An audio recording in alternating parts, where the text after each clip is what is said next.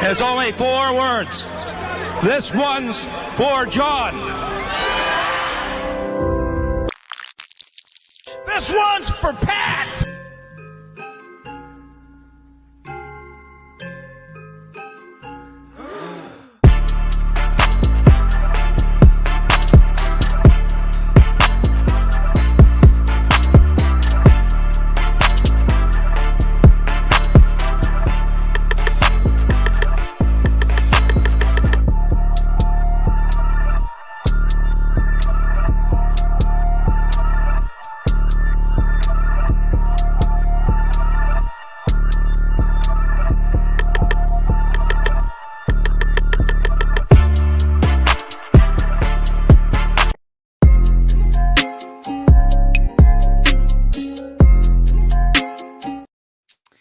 Ladies and gentlemen, welcome to a special edition of NFL with Kyle. For the first time in the 2024 year, we know what uniforms the Broncos are going to be wearing. Why does this matter? Well, for a couple of reasons. One, the new throwback uniforms, highly anticipated. We just want to know. I talked about this in several of my interviews that you can find on interviewing Broncos country. But most people got it right. They said it was going to be against the Raiders at home. And some people that didn't say that said that it was going to be against Kansas City at home. Well, they're both right because the Broncos have revealed these uniforms, and we're going to go through it right now. Let me just share my screen really quick. Present arms, share screen. And here we go with the Broncos and their uniform schedule. So this is what we're going to be going through today. And Bill in the chat, I'm on time for once. Happy to have you in here, Bill. So these, I wish I could kind of slow you into it, but I guess I'm just going to go through it this way. So as you can see here, the Broncos, and you will also be getting a refresher if you maybe don't remember the Broncos schedule. But week 1, they're playing Seattle in Seattle.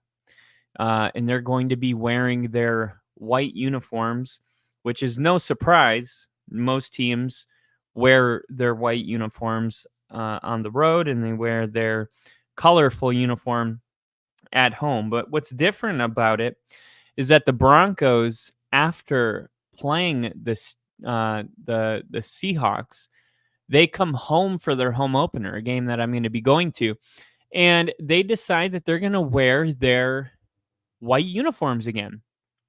Interesting decision, right?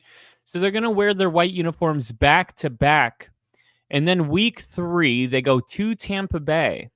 Okay, so the week 3 game in Tampa Bay, the Broncos are wearing their orange, which is really interesting, right? Because that's kind of backwards. So the way it was written, the Broncos will don their sunset orange jerseys for the first time in a week 3 road meeting with the Bucs. So the Broncos going white, then finally wearing their orange sunsets on the road. And then, of course, week 4, they go and play Nathaniel Hackett, and the Broncos are going to be wearing their white jerseys again. So 3 of the first 4 games of the season, whether at home or on the road, are going to be white uniforms.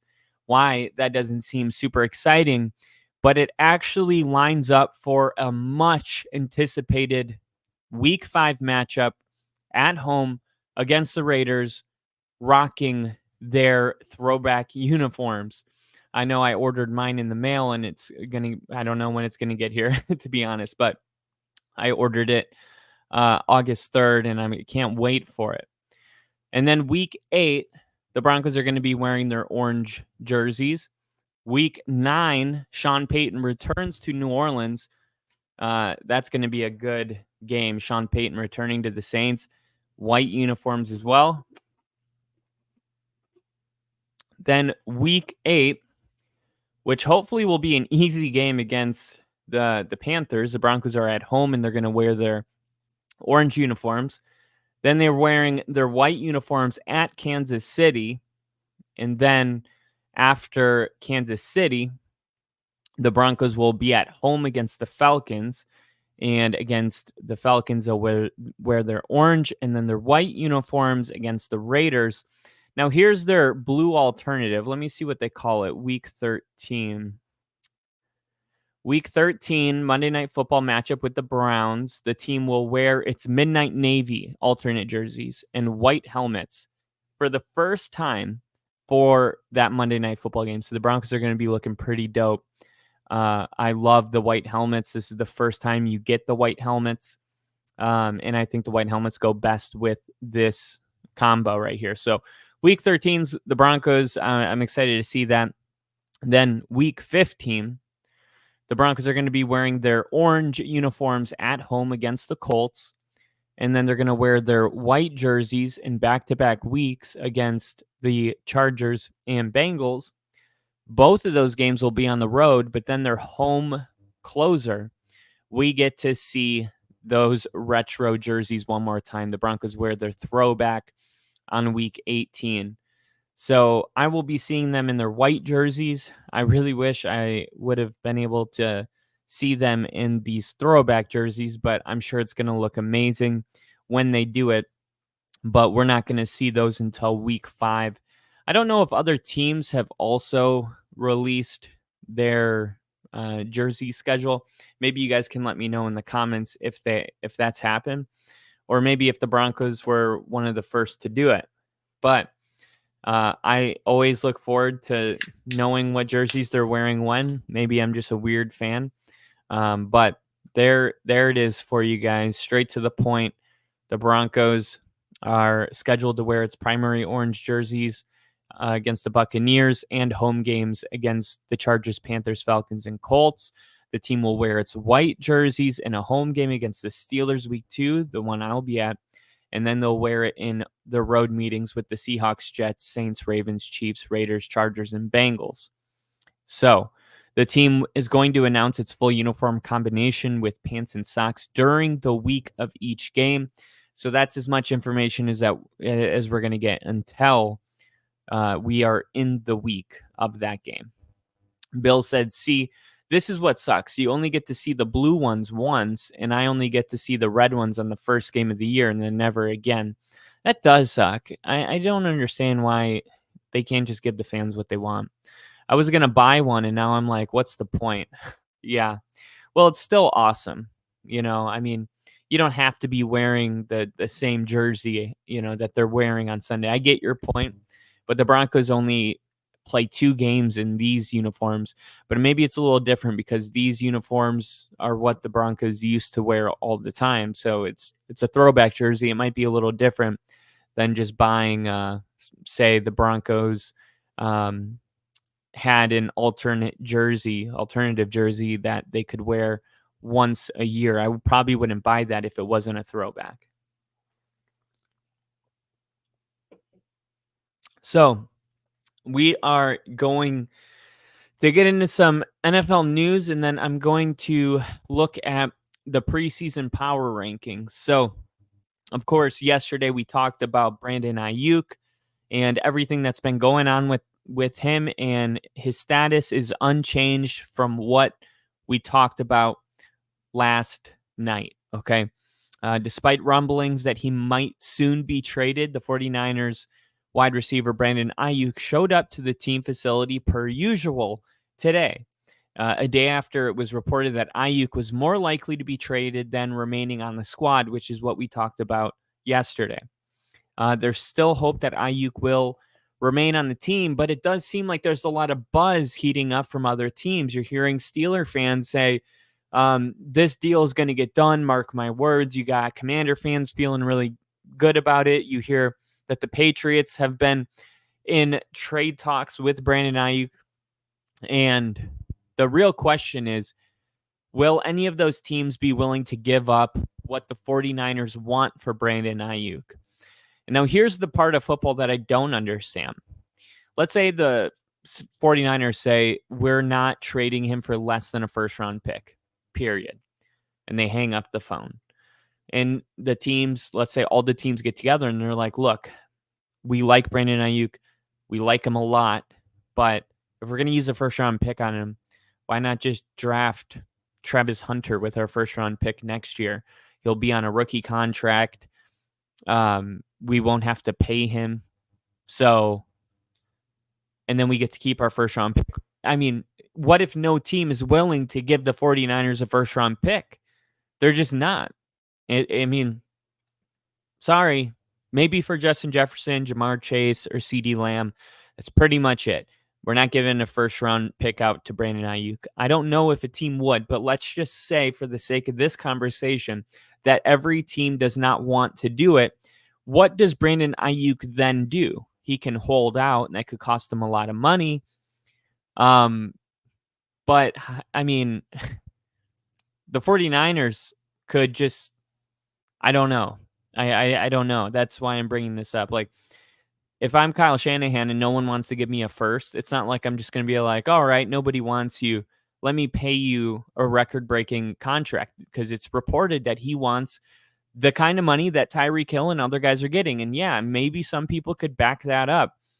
I think Brandon Ayuk is a hell of a ball player. I think he makes any team really good, and he's actually been the centerpiece of the 49ers, but things are getting really weird with him being up for a contract because he doesn't feel like CeeDee Lamb or Jamar Chase or Justin Jefferson. I would put him in a tier underneath. That's still a damn good wide receiver. I mean, like Amari Cooper, right? Amari Cooper is the number one wide receiver on his team. He's consistently been undervalued, underappreciated, and he should be paid like somebody like that. He's only 30 years old. But Brandon Ayuk wants this record-breaking money, so I don't understand where this is headed, because the 49ers are like, not only do we not want to do that, we can't do that. We can't. I'm sorry. You know how good our team is. And by the way, Brock Purdy hasn't been paid yet. Somebody that's probably going to be the first quarterback to make $60 million a year. So, yeah, as a GM, you have a responsibility to have the foresight to make the right decisions on players, and paying Brandon Ayuk an absurd amount of money is probably not on the list. Same way that the Chiefs let Tyreek Hill go get his bag in Miami. How many Super Bowls has the Dolphins won in that time frame? Because I know the Chiefs have won 2. This is just the way the NFL goes. When you have guys on your team like Chris Jones and Travis Kelce, or that's the Chiefs, George Kittle, or Nick Bosa, and you're paying your quarterback top dollar, I mean, we've exhausted in a lot of our resources financially on these players. So Brandon Ayuk sits out. He gets fined, but he's also not playing with the 49ers. Can he just do that all season, sit on the bench and hold out, and never play? Because I think the 49ers are probably still in a position here where they hold all the leverage. And this is what I haven't been seeing a lot of people talk about, but the 49ers hold all the leverage because at the end of the day, they have to agree to the trade. So if the 49ers really say, you know, I want a first, a third, and a fifth for Brandon Ayuk, I could see a scenario where they're not willing to get rid of him for a third, even if he's not going to play because of principle. This is similar to what happened with Trey Lance. Like, we've seen this happen before where the 49ers are like, no, we're not going to just cut him. We're not just going to give him away because he's going to hold out. We're not going to just settle for a third-round pick because, well, he's not going to play for us anyway. Might as well get a third-round pick, because they know that they are implementing a culture where players don't have power over the franchise, over John Lynch, over Kyle Shanahan. The 49ers have made it pretty clear the way they handle business. So I do think if there were a team that would not settle for anything less, whether Brandon Ayuk plays or doesn't play, this is the team. And the day after it was reported that Ayuk was more likely to be traded than remain with the 49ers, head coach Kyle Shanahan was forced to answer another round of questions concerning the wideout, and he delivered a mildly optimistic response. There's still hope. Ayuk remains with the team. Just don't expect a rush to a resolution for the 49ers, who are dealing with an injury right now to Christian McCaffrey, who is going to miss a couple of weeks of practice. Isn't totally unlikely to play in the preseason. I don't think he would have played in the preseason regardless.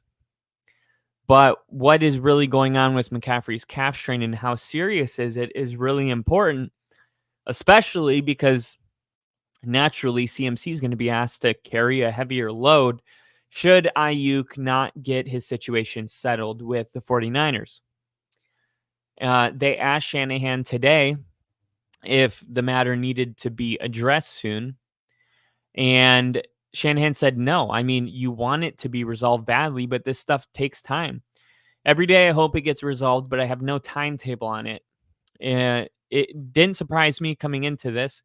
I'm about to coach our team, getting them ready for week 1, and hopefully it'll get resolved sooner rather than later.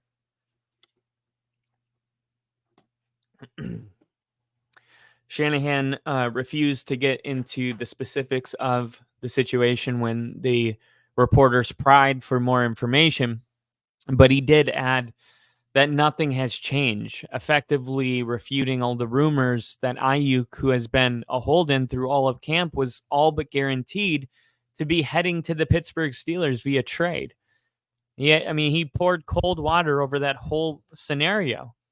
And that scenario was did not only receive cold water from Shanahan, but it was debunked by Tom Pelissero and Mike Garofalo on Monday. So Shanahan maintained on Tuesday that there's a scenario for anything, so I don't want to rule anything out. But it's pretty clear to anybody looking at this that the two sides aren't on great terms. Okay. Just reading Shanahan's response to that question of whether the 49ers were better off without Ayuk was weird. I didn't read it to you, so let me tell you what it says.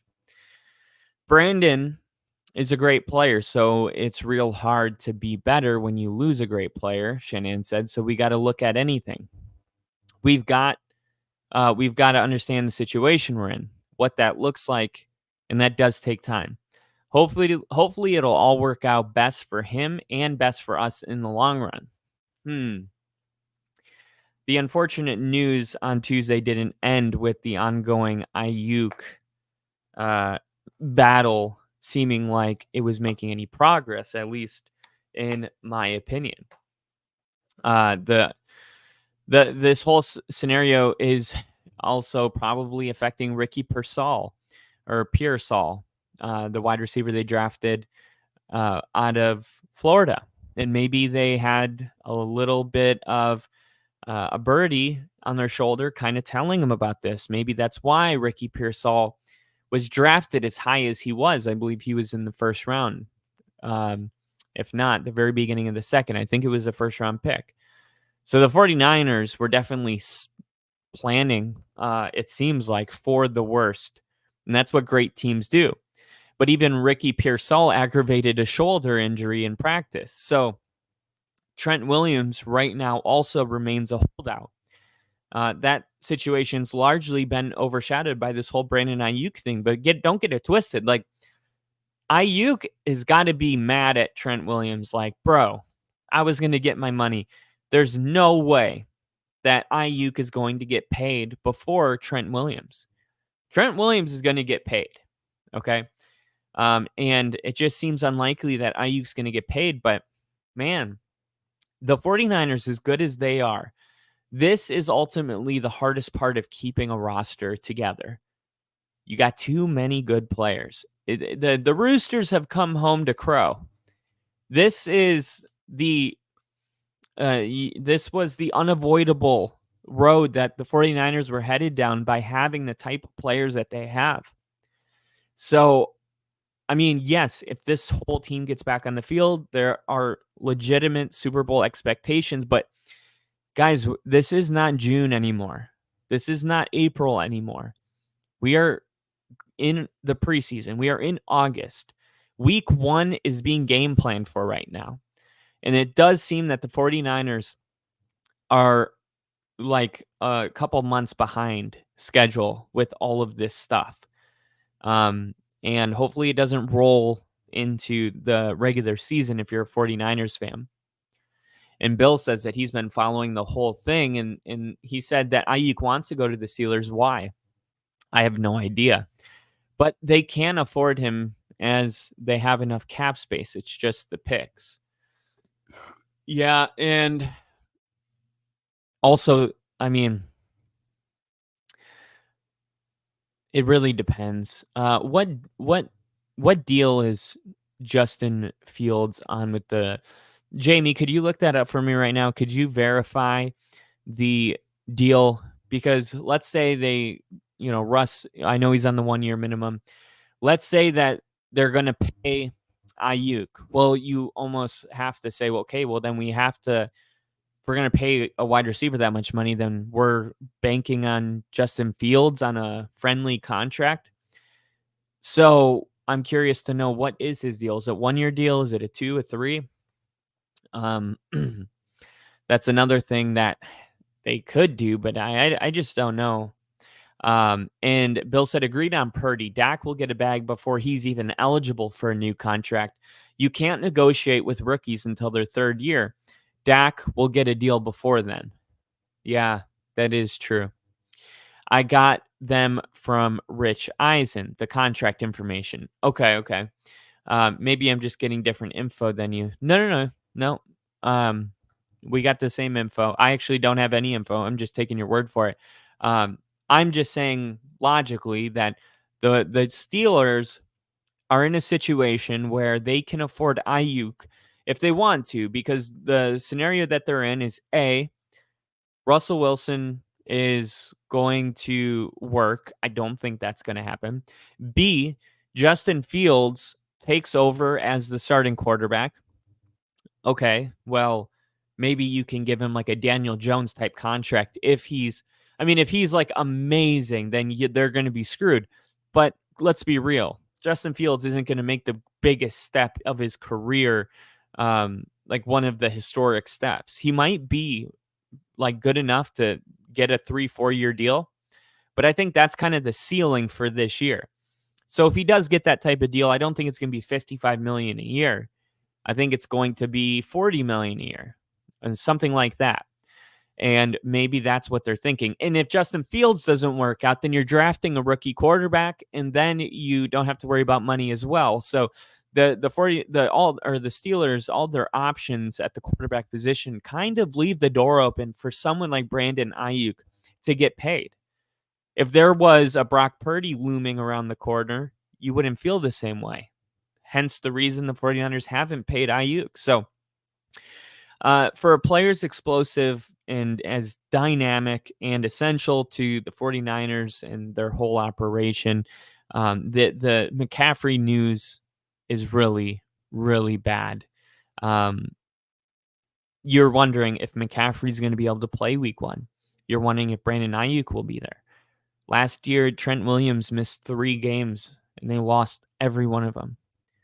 The 49ers are not hitting the panic button. They're coached well, but this is a really, really bad sign of things to come for a team that their main goal is winning a Super Bowl. And they're one of the teams that legitimately could do it, but not starting the season like this. It doesn't give you the good feeling inside that they're going to get it done. It seemed like if they couldn't get it done, the first 3 Super Bowls Kyle Shanahan gets to, like, what makes you think they're going to get there without all their stars? Okay, so like I said, we're going to talk about the preseason power rankings, which I'm really excited about because, well, I guess I'm not excited about it because the Broncos are going to be at the very bottom, probably 31. I'm so sick of it. But this is the NFL's power rankings, okay? We're going to talk about the biggest mover as preseason nears, and are the Bears the real deal? So last time we did the power rankings, it was late April. A final layer of paint was still drying on the 2024 draft. So much has happened since then. And now we're going to get into a little shifting from the last power rankings. Camps are in full swing. The preseason is now upon us, which means our next 27 weekends are pretty well spoken for game-wise. Our rankings are sure to be tweaked a bit more prior to week 1 based on what happens in those preseason games. And this year, perhaps more so than that. So here we go. Okay, this is the power rankings. I'm going to tell you yay or nay on some of these. Not all of them, just the ones that I think are important to bring up.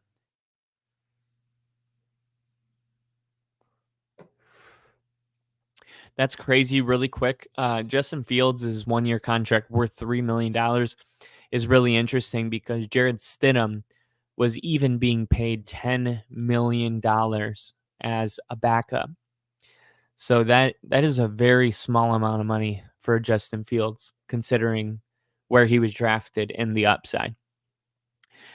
All right, Kansas City Chiefs are the number 1 team on the power rankings. Of course, they won the Super Bowl.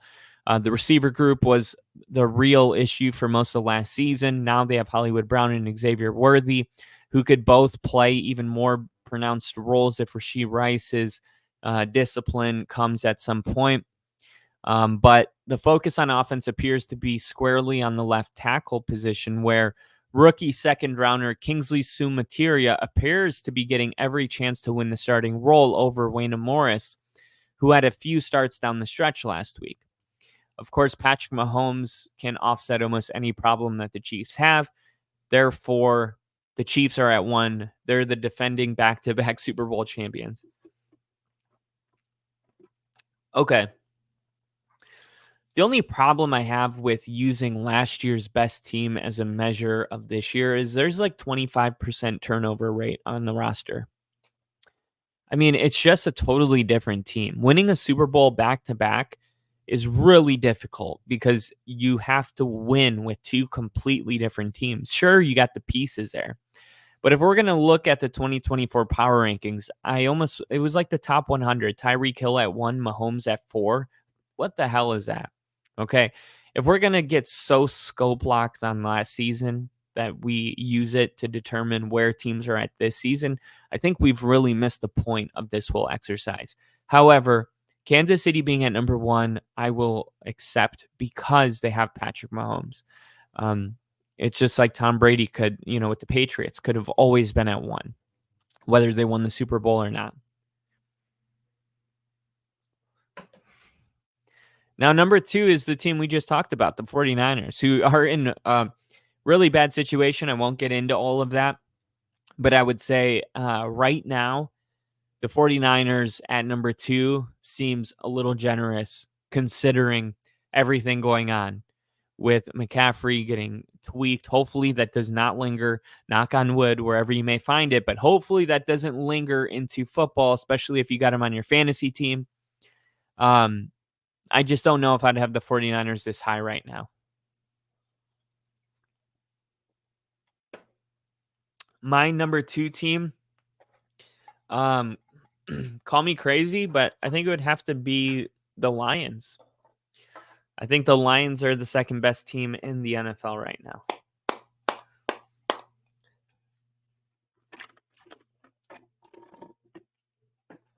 And excuse me for 1 second.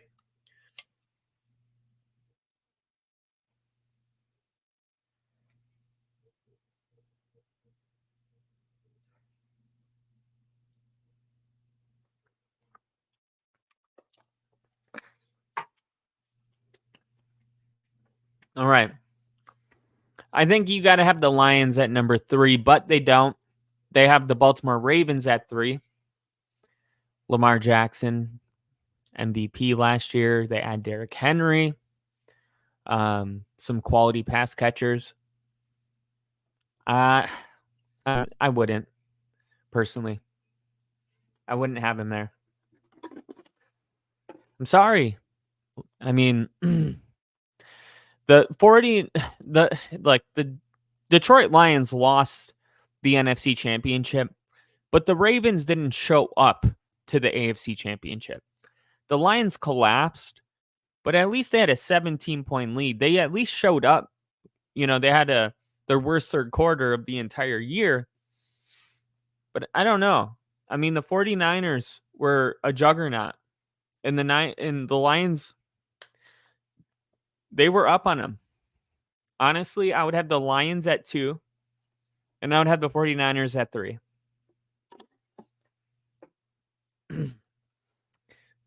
But not to get it twisted, they got Chiefs 1, Niners 2, Ravens 3, Lions 4. Okay. Then they have the Eagles at 5, which I can actually get down with this. I can get jiggy with this.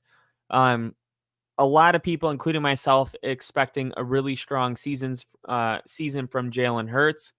I think they replace their coordinators. I like the Kellen Moore hire.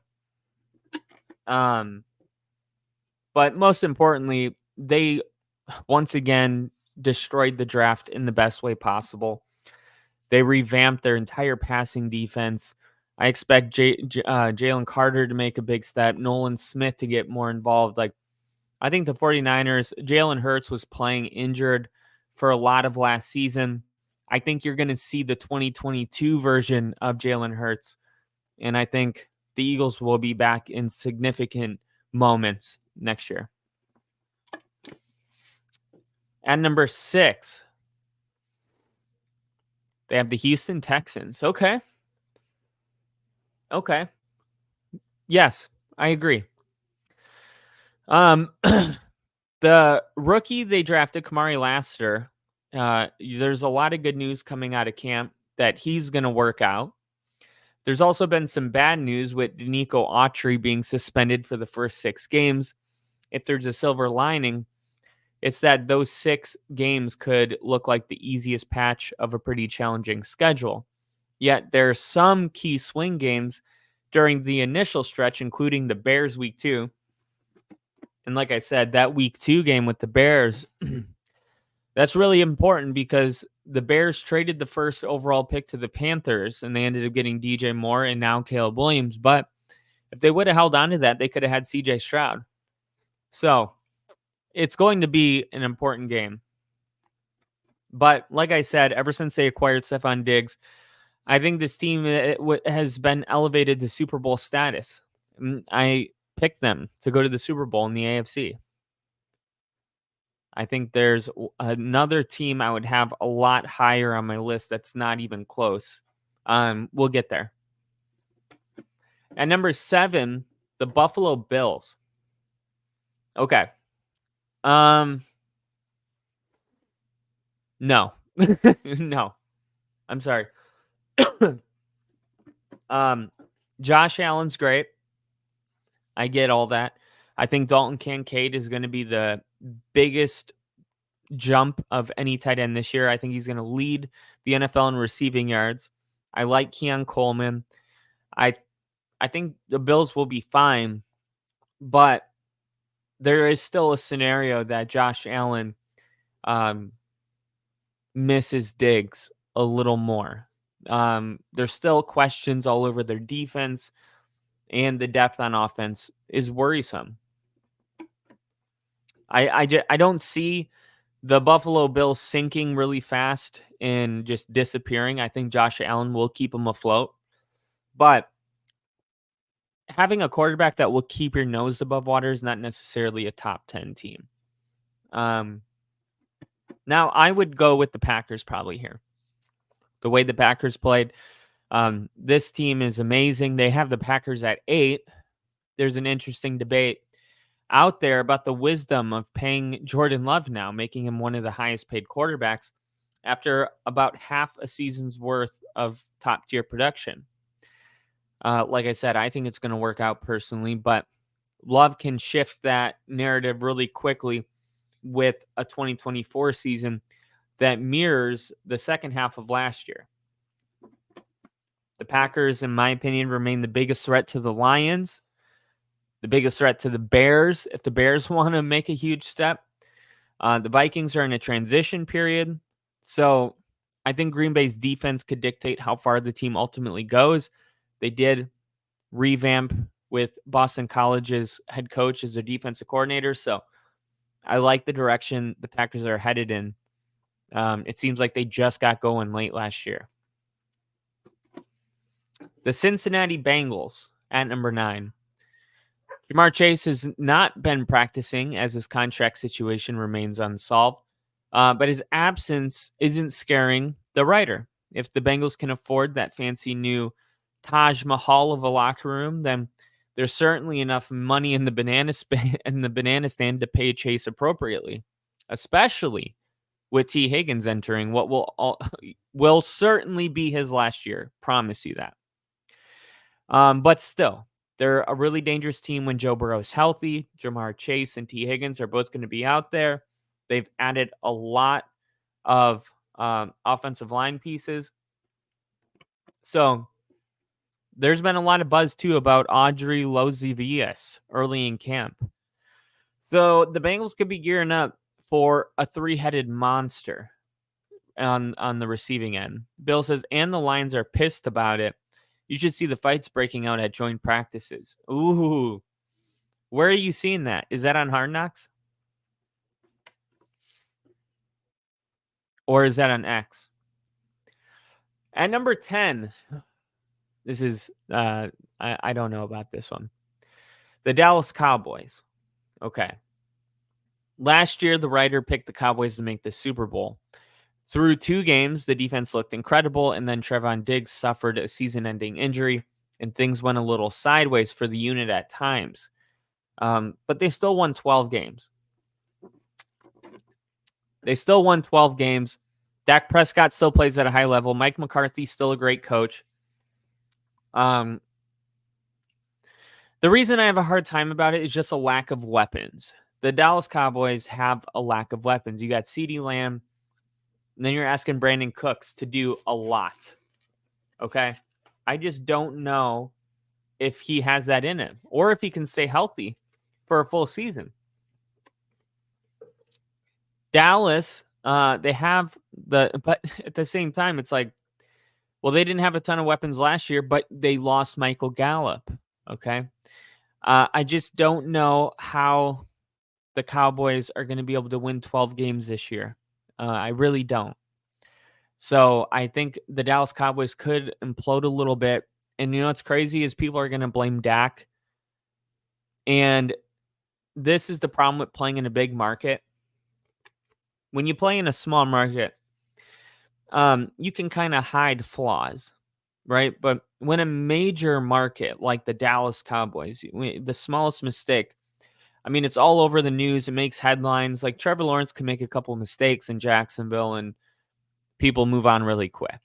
Okay, that's not the way the Cowboys are. But you know going in that the Cowboys did no favors to Dak after Jerry Jones said we're going all in. He didn't do anything. So I worry about the Cowboys, not personally, but speaking just about the trajectory of their season. If you want them to win a lot of games or get to the Super Bowl, I just don't feel like this is the year. So honestly, I would have the Jets at number 10. And at number 11, the Miami Dolphins come in. Okay. Now, Anthony Weaver is the defensive coordinator. Vic Fangio was pretty vocal about not being able to get the team to focus, and now he's with the Eagles, which makes the Eagles better immediately. I mean, especially with all those draft picks, watch out for the Eagles defense this year. But there's been a lot of turnover on Miami's depth chart. The pass rush secondary could be good overall, but this team's not going to get healthy, until later in the season. So I don't know about having them here at 11. I think it's a fair spot. I'll say it that way. Cleveland Browns coming at number 12. Oh, that's spicy. Okay, Deshaun Watson, you're going to need to see better play from him. But if he's already practicing. If he's good to go, Jerry Jeudy is playing really good. You're going to have consistency with Amari Cooper. I liked what I saw out of Njoku. When's Nick Chubb getting back? Question mark. But overall, this team had the best defense last year. I have no problem with the Browns being at 12. Oh, no way. They have the Steelers over the Jets. Get the hell out of here. You guys are high off of your ass. I'm sorry. The Steelers over the Jets is ridiculous. He does say that the Steelers were difficult for him to project heading into the season, but I don't know. I don't know. The argument is that Arthur Smith and Mike Tomlin were tangled in a suboptimal QB webs a year ago. And though this year's room is more talented, there's no guarantees that they get this thing entirely right. That doesn't sound like what's good. They put the Steelers at 13, and then they use their whole paragraph just explaining why the Steelers shouldn't be at 13.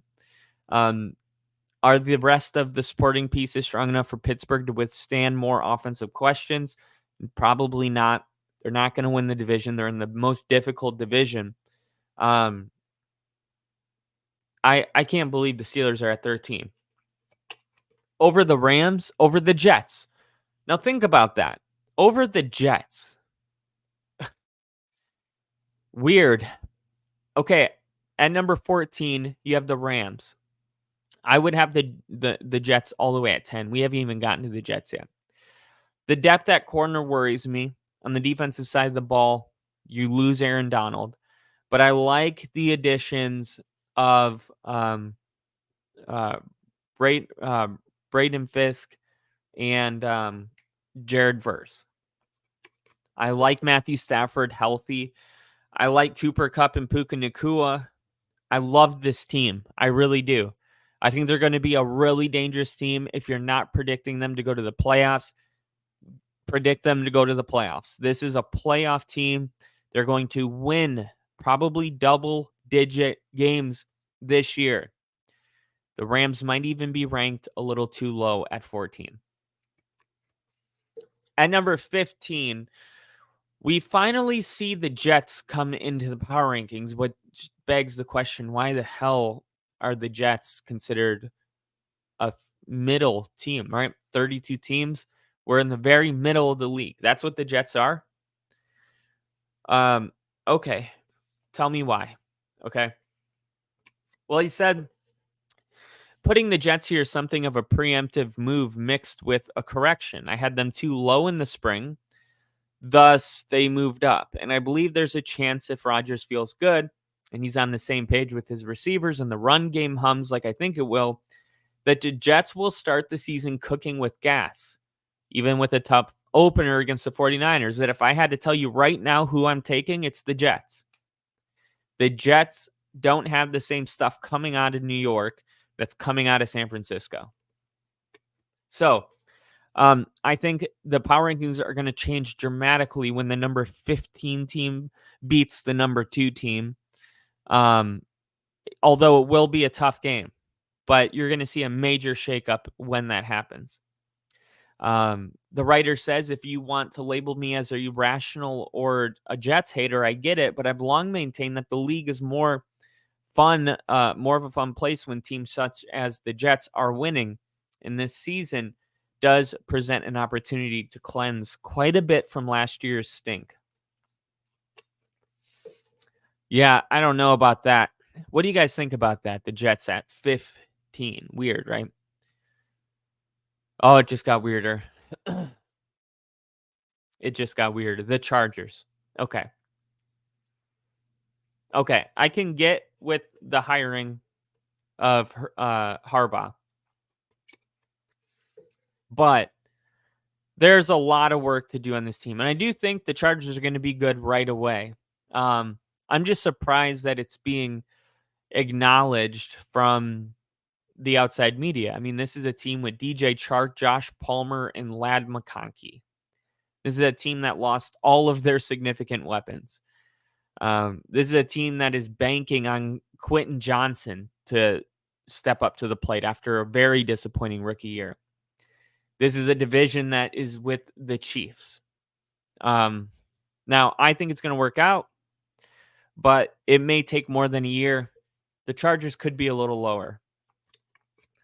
Let me know what you guys think about that. At 17, the Jaguars. And The Jaguars, I got no problem. I've seen some power rankings where the Jags were in the 19s, 20, even a 21. I think the Jaguars are going to be a lot better than people think. Okay. They were still an 8-3 team at one point last year. Yes, there was injuries. Yes, Trevor Lawrence was playing with one leg, it seemed like. But they've upgraded on the offense and the defensive lines. They have several young players capable of emerging. Calvin Ridley just never was on the same page. And perhaps it was that 1 year back after being suspended that he just needed to get his feet wet. But the one thing that's going against the Jags is their early season schedule is an absolute nightmare. But I still think after paying Trevor Lawrence, the Jaguars are going to be a better than average team. I think they might be too low here. And what a major change for the Chicago Bears. Okay. The Chicago Bears come in at 18. How good is Caleb Williams going to be? We don't know, which makes this an interesting ranking. And he goes on to say that he maintains that we all need to be patient with Caleb Williams. I could see him starting slowly and Jaden Daniels maybe being a bit better in Washington. I predict that. I not only could see that, I predict it. Because of his style of play, he doesn't strike me as the type of quarterback who steps in day one and dominates, even if that's the eventual expectation. If the defense can carry them, though, early in the season, when the schedule is more manageable, the Bears could have playoff upside. I think that's very realistic. That's the safest prediction right now. The Bears win 9 games, which is good enough sometimes to get into the playoffs. What's weird is the Vikings at 19. I'm sorry. The Vikings are the one team this year that I think is going to go 2-15, right? I think the Vikings might hold the number 1 pick in next year's draft. Their schedule, just go down it and see who you think will win. You will go loss. I don't get it. The writer says that the Vikings are an interesting team that could even finish higher than 19. He said he's kind of limbo on them until he gets a better read of the ceiling of their quarterbacks. Sam Darnold is kind of an interesting story because he has been in the presence of Kyle Shanahan, which will sanctify him for the purple incarnation of Satan. What is he going to look like? Is he going to have a Ryan Tannehill type of emergence? And if not, what about JJ McCarthy? Somebody that we don't have a ton of information on, to be quite frank, and somebody that could easily be, I guess, you could sum up JJ McCarthy and his success by being with Jim Harbaugh in a very good system with very good players all around him. I'm not saying that I'm going to do that, but I am saying that we don't know. Okay. So having him at 19, I think the Vikings are ranked too high here. They have a lack of cornerback depth as well. The linebacker group and rush unit have a chance to wreak havoc up front. I think Kevin O'Connell and Brian Flores can coach. I'm really fascinated to see if they can navigate their way into a season that's closer to what Minnesota did in 2022. Look, they don't have Kirk Cousins anymore. I'm sorry, but your team got a lot worse when Kirk Cousins went to the Falcons. There's no way that I have a team like the Vikings over a team like Tampa Bay in what they accomplished last year. It looked like Baker Mayfield just got going at the end of the year. I mean, they've made the playoffs for 4 straight seasons, and Tampa doesn't get any respect. But I like the direction Baker Mayfield's headed in. I think there's a reason he got a $100 million contract. They kept most of their core pieces in place. The Tampa Bay Bucks should definitely be ranked higher. The one downside, I will say, is they have a new offensive coordinator, and I'm not huge on Todd Bowles, right? He earned the right to keep his job, but I think Tampa Bay being at 20, being behind teams like the Vikings and the Bears, even the Jags, the Chargers. I mean, I would have Tampa Bay probably at 16, not 20.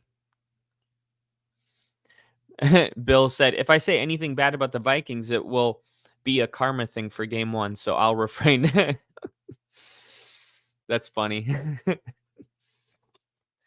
All right, the Colts at 21. Interesting.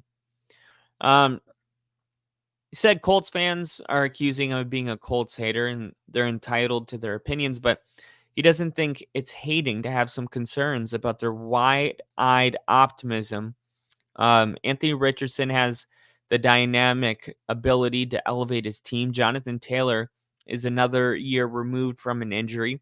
The Colts added firepower, including Latu, the first defensive player picked off the board thanks to a run on quarterbacks and receivers.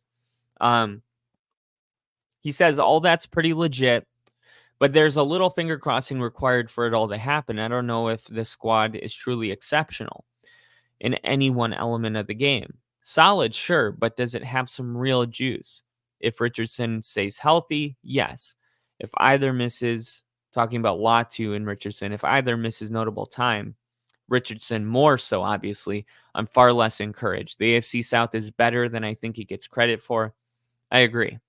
But I think the Colts are maybe just a smidge too low. Maybe I would have the Colts above the Vikings and Bears. So 22 is another really weird one because it's the Falcons, and the Falcons have Super Bowl expectations right now because of Kirk Cousins. A strong offensive line, elite playmakers, Kyle Pitts. They got Drake London. They have weapons.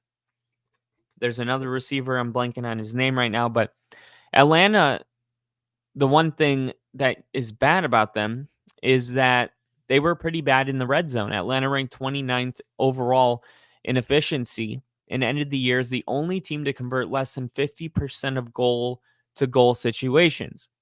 Defensively, they were playing better than you might remember before Grady Jarrett tore his ACL. Can Raheem Morris bring this team back and create more sacks and turnovers? What do you guys think about Atlanta being at 22? I think I would have Atlanta above the Vikings. For sure. Wow. 23, the Seattle Seahawks.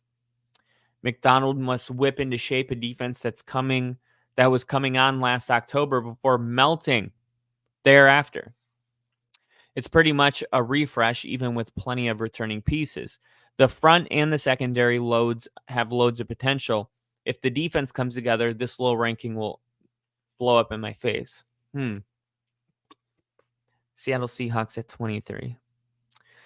I mean, I don't really have a problem with it. The Saints at 24.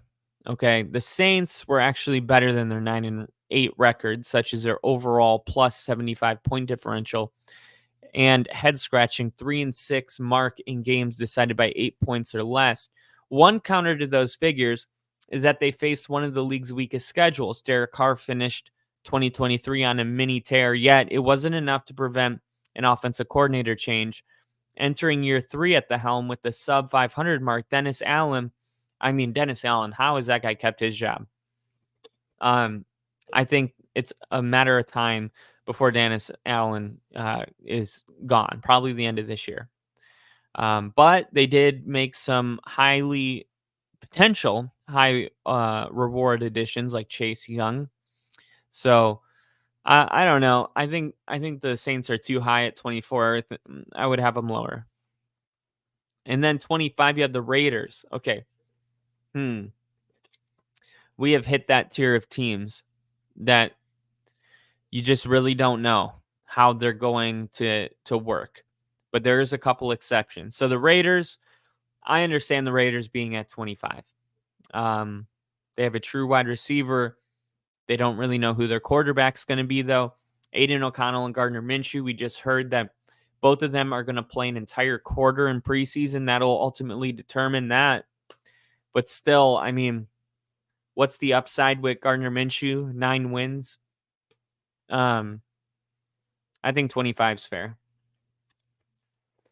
26 is the interesting one because they got the Commanders here, and I think the Commanders are going to be the surprise team of the year. I think the Titans could also be the surprise team of the year. Jaden Daniels is going to be better than people think. They bring in Austin Eckler. They have Terry McLaurin and Jahan Dotson. I like this team. I like them a lot. I think it's going to take a little bit of time, but I think Dan Quinn's going to be the guy to do it. They have a new defensive-minded and player-friendly coach. There's a new energy in the building, which is so important, right? It's one thing to get a new coach. It's another thing to have a new buzz in the air. They drafted Jaden Daniels. The buzz is real. The Texans started 0-2 and 3-4 as they entered Week 7 on the outside of the playoff picture last season. So just keep in mind how fast things can turn around, even if the Commanders get off to some kind of slowish start. The Arizona Cardinals, and this is what's cool. These are all the teams down here that really do have the upside to be the surprise team of the year. We just don't know which one it's going to be. Okay. The Commanders at 26, the Cardinals at 27, the Titans at 28.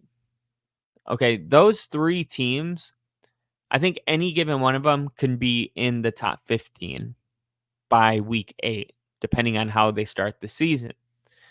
And then at 29, you have the Giants. Okay, so Bill, your Giants are above my Broncos.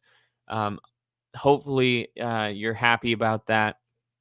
And Bill said, they have the commies over us. Yeah, just by but only by, 3 rankings. So they got no, just by 2, Cardinals and Titans, and then Giants. The Giants clearly cast their offseason forward, full steam ahead, when they decided to give Daniel Jones another shot. You can debate the pros and cons of that decision until your Giants blue in the face. But my question is, what happens if some rust remains following an injury-decimated 2023? Jones' camp has been a mixed bag after early reported struggles. He generated some positive press and even threw down the Lions in joint practice, but still, I wonder if Drew Lock is on standby. I think he is. Would the Giants even consider making a switch early if things don't start off like they want it to, or like they did a year ago? You would hope that the offensive line would improve and the receivers could end up being a team strength, but with apparent steps backward this offseason at running back, secondary, and possibly tight end, plus with all the Jones worry, it's hard to put them any higher than this right now. They might have the best defensive line. The fact of the matter is, Bill, our teams are right now at the very bottom, and it sucks. But there's only one way to go from here. Okay? And the Broncos are at 30. So the Broncos are 1 spot behind the Giants. The Broncos, I could go on about the disrespect. I really could. I could go on and say, how? How could it be possible that the Broncos are the 30th ranked team and they won 8 games last year, right? They were 8-9. They were in the playoff hunt until New Year's Eve. Sean Payton's in his 2nd year in the system. Bo Nix is going to have every chance to start for the Broncos and get the starting job right out of the gate. There are plenty of teams that won 4 games, 3 games.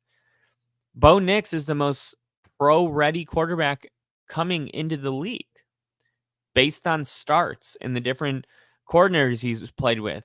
They asked Sean if he's picking up the offense. He's like, Bo Nix, he understands the playbook, and we knew that. That's why we drafted him. He's very, very smart. The Broncos their offense is going to be about rhythm, timing, and they're going to surprise a lot of people if the consensus is that the Broncos are going to win 4 games next year.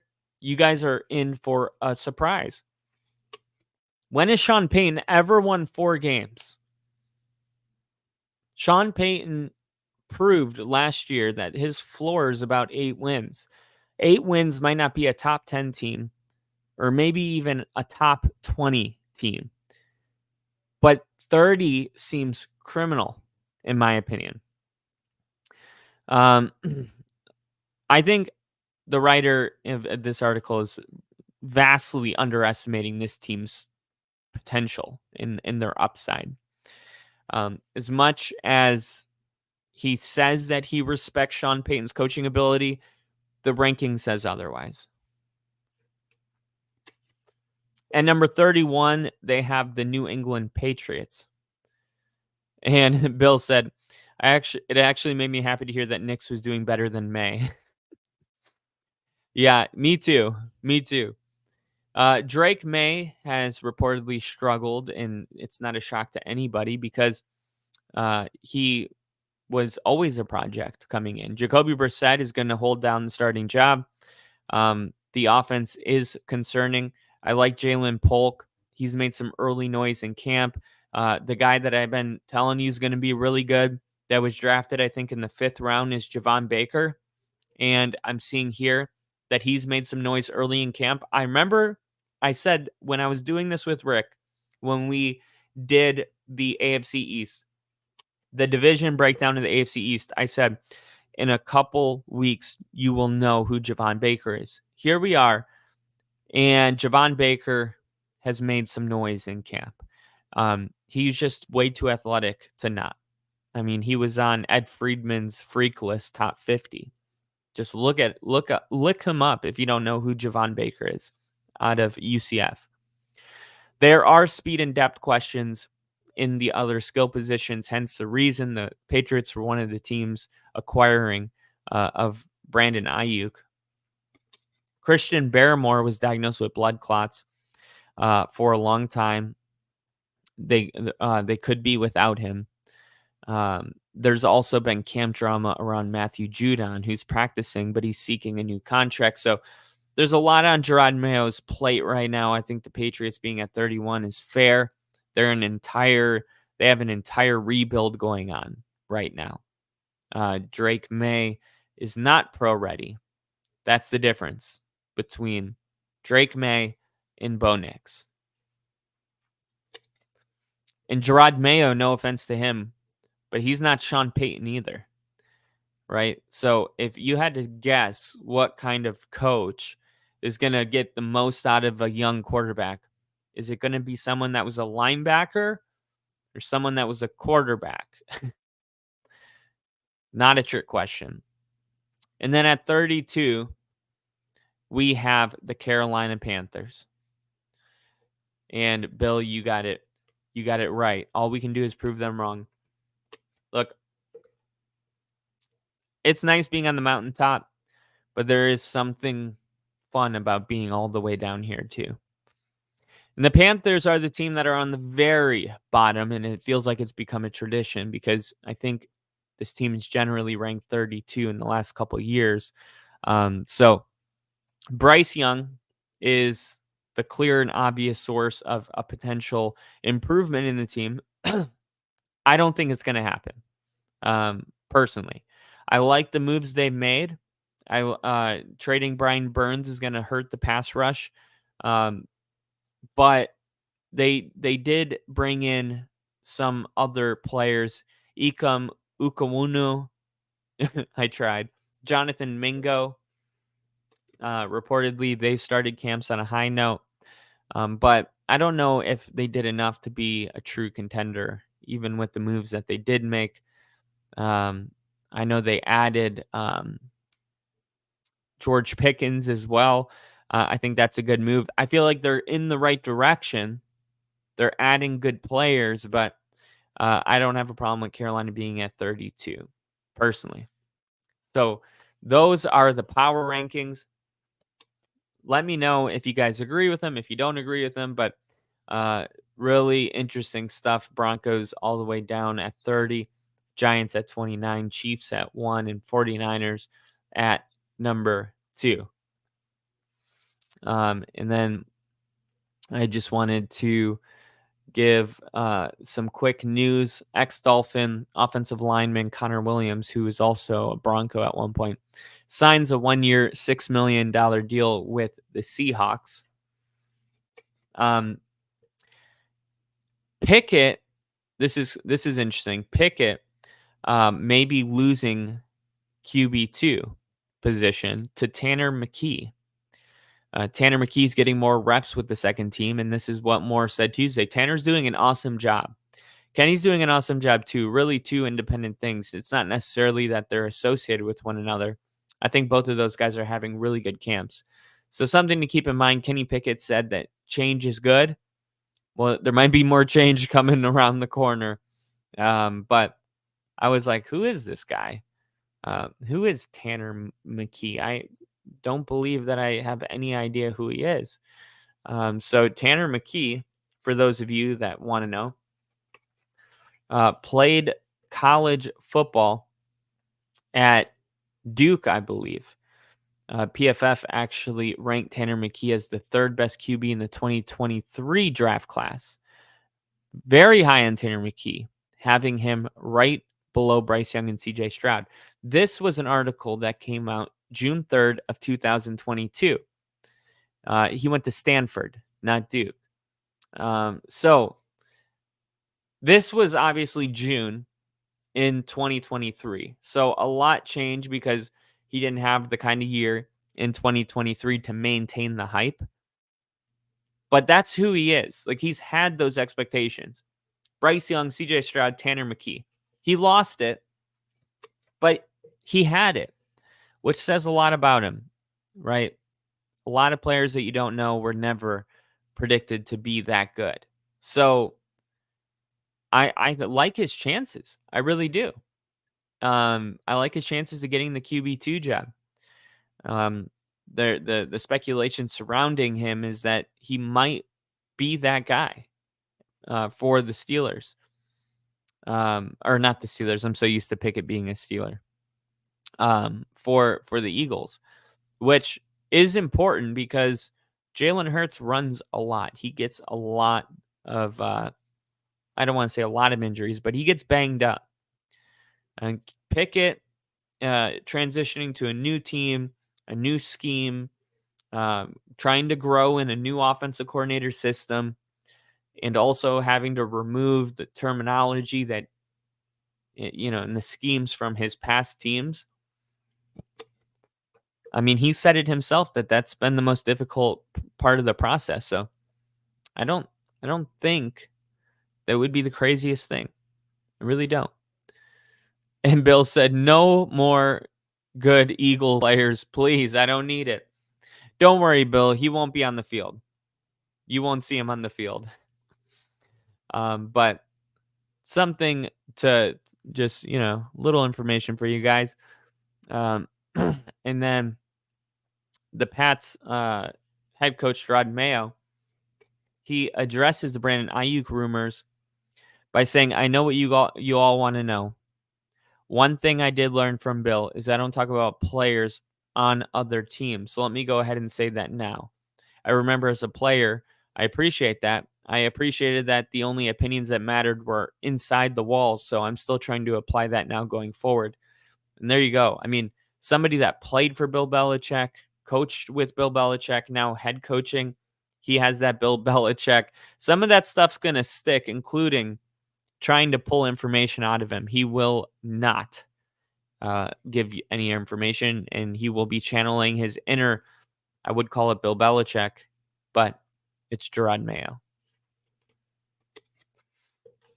And the latest news and updates from around the league is that Kyler Murray will not play in the preseason.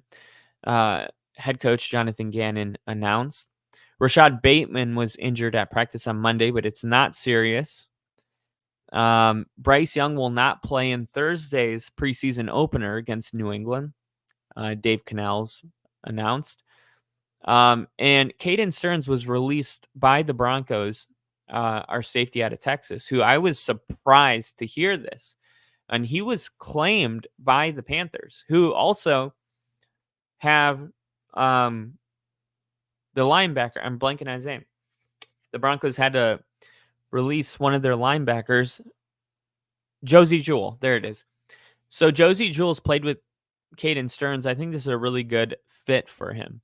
Deshaun Watson won't play in Saturday's preseason opener versus the Packers. Jameis Winston, however, will get the start. Elijah Moore's in concussion protocol. Zadarius Smith has a knee injury, but he'll be okay after he was forced out of practice on Monday. That information came from Kevin Stefanski. The Dallas Cowboys. CeeDee Lamb, who's currently holding out of training camp and amid contract discussions, was placed on the reserve/did not report list. This move is a procedural one that frees up a roster spot. That's important to know. Royce Freeman got a groin injury. Deuce Vaughn, hamstring injury, so 2 running back injuries. Sam Williams was placed on injured reserve. We talked about that. That sucks. And offensive tackle Tyler Guyton is sick, but he's expected to return to practice on Tuesday.